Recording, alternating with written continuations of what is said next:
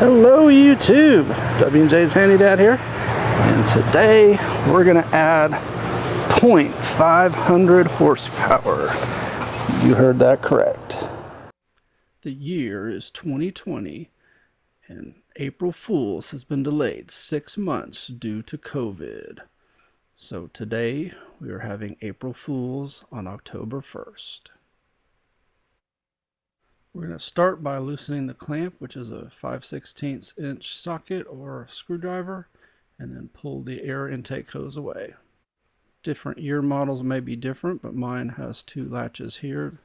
Flip those off of there, pull up, and then push toward the passenger side to lift this piece off.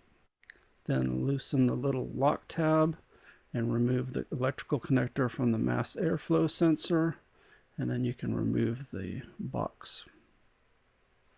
You want to clean your mass airflow sensor with mass airflow sensor cleaner and nothing else. Just the mass airflow sensor cleaner. We're just going to spray it directly on the electrodes there. You notice I have a shop towel underneath to catch anything that drips. The stuff dries very quickly. Then to add at least 0.500 horsepower, I'm going to add a K&N Air Filter to replace the existing air filter. The K&N part number is 332272 for the Crown Vics. That seems to be just about every year. You notice this one came out of the package dirty, so I'm going to have to go vacuum all this stuff out. And now it's back and clean, and had I not done that, the stuff could have been sucked right into the air intake tube.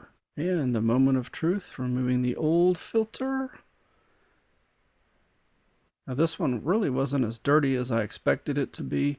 Then I'm just wiping out the lower air box here. There was a bunch of dirt in it. I'm just using a towel dampened with some cleaner degreaser. And you see it took a lot of dirt out of there. And our moment of truth.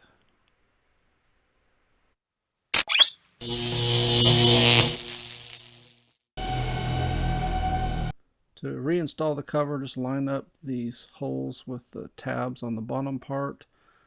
These newer models, it kind of slides over and fits down.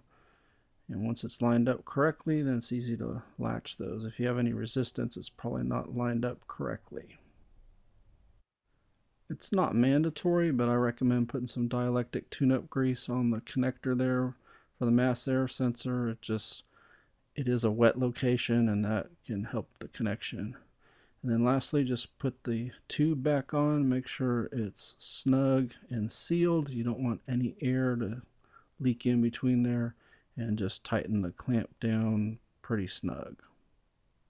The reason it needs to be snug is air can leak in around there, and that would be unmetered air, and that would throw off your air-fuel ratio and make your car run weird.